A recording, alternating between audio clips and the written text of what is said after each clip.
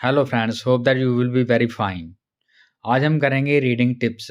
हम सीखेंगे कि रीडिंग हम कैसे आसानी से कर सकते हैं।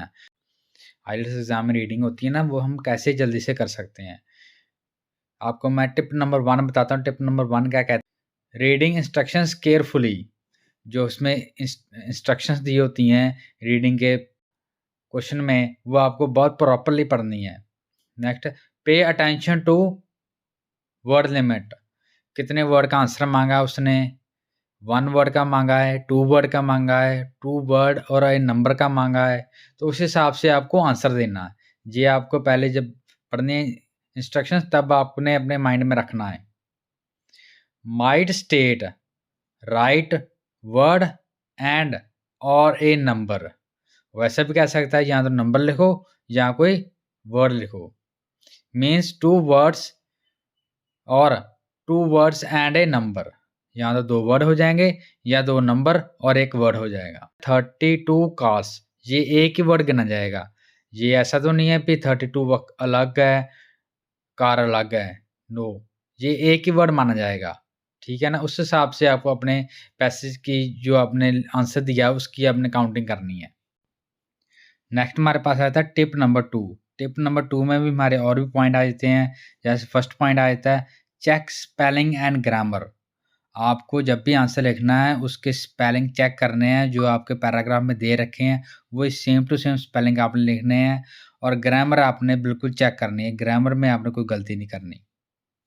नेक्स्ट आया था हमारे साथ ग्रामर कैपिटलाइजेशन, यानी कि ग्रामर में क्या ध्यान रखना है, कैपिटलाइजेशन करनी है। आपने जो नाउन है, प्रॉपर नाउन है, उनका फर्स्ट लेटर कैपिटल लिखना है। ये आपको ध्यान रखना है आप, ठीक है ना? नेक्स्ट फॉर एग्जांपल हमारे पास एक नाउन है ताजमहल।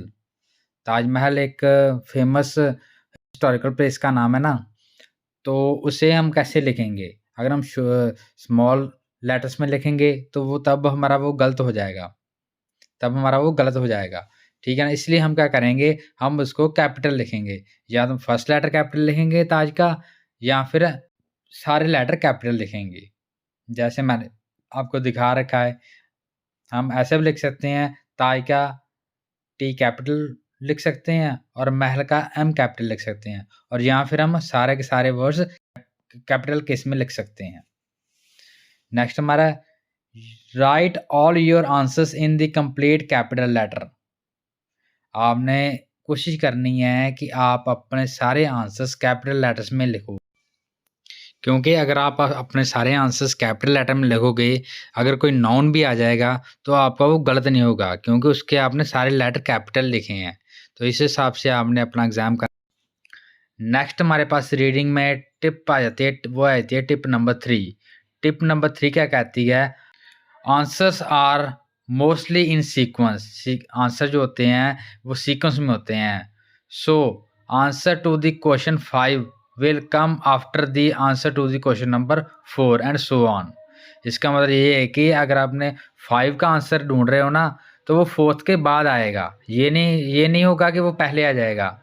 5 का आंसर 4th के बाद ही आएगा। तो ऐसे वो सीरियल वाइज सारे के सारे आंसर आपके होंगे, एक सीक्वेंस में होंगे।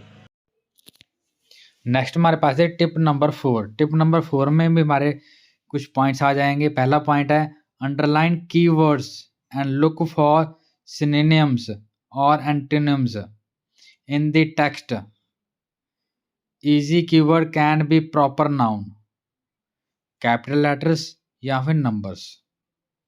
आपको क्या करना है, कीवर्ड्स को अंडरलाइन करना है और उनके सिनोनिम्स देखने हैं या फिर उनके एंटोनिम्स देखने हैं, जो आपको आंसर देते वक्त आपके काम आएंगे। Always read the question statement first. Main motive is to find the answer. आपने क्वेश्चन की स्टेटमेंट पढ़नी है और आपका मोटिव होना चाहिए कि आपको आंसर फाइंड आउट करना है। आंसर फाइंड आउट करके उसको प्रॉपरली अपने आंसर शीट में लिखना है। नेक्स्ट हमारे पास है कीवर्ड्स आर प्रॉपर नाउन्स। जो कीवर्ड्स होते हैं वो हमेशा आपके प्रॉपर नाउन्स होंगे। जैसे कोई डेट है, कोई नंबर है, कोई ईयर है, ऐसे जो भी होंगे आपके, वो सारे के सारे प्रॉपर नाउन्स होंगे। Everything is capital. हर की चीज कैपिटल। कौन कौन सी चीज कैपिटल होगी? या तो किसी जगह का नाम, प्लेस, सिटी, कंट्रीज और कंपनीज़, इनमें से किसी का भी नेम आएगा तो हमेशा आपका कैपिटल में आएगा, ठीक है? ये आपको कुछ बातें आपको ध्यान में रखनी है। नेक्स्ट हमारे पास आती है टिप नंबर 5। टिप नंबर 5 क्या कहती है? Leave your pre existing knowledge behind. वो क्या कह रहे हैं कि आपको अपनी जो आपकी जो प्री एग्जिस्टिंग नॉलेज है वो आपको पीछे अपनी छोड़ देनी है, उस पे आपको फोकस नहीं करना है। आपको फोकस किस पे करना है? जो आपका पैसेज है, पैसेज में से आपको आंसर ढूँढना है और उसके अलावा अपनी नॉलेज को यूज़ नहीं करना है। इसका ये भी हो सकता है या फिर इसका आपको आंसर पैराग्राफ में से ही देना है। ये नहीं है कि आप अपनी नॉलेज से उठा के आंसर दे दोगे, वो तो गलत हो जाएगा। जो पैसेज में नहीं होगा वो गलत ही होगा, इसलिए आपको आंसर पैसेज में से देना है। नेक्स्ट है the reading passage always contains the answers. वही बात आ गई ना, जो पैसेज होता है वो हमेशा आंसर्स कंटेन होते हैं उसमें, आंसर उसमें हमेशा होता है। ये नहीं कि पैसेज आपको दे दिया तो आंसर नहीं होगा, ना वो गलत हो जाएगा। आपका आंसर जो होगा पैसेज में ही होगा। अगर आपसे पूछा गया है ना आंसर क्वेश्चन, तो आंसर भी उसका पैसेज में से ही होगा। ओके, ये बातें आपको अपने माइंड में रखनी है। नेक्स्ट हमारे पास लास्ट टिप आ जाती है, वो क्या है? वो है tip number 6। Read questions first and then passage. ठीक है ना?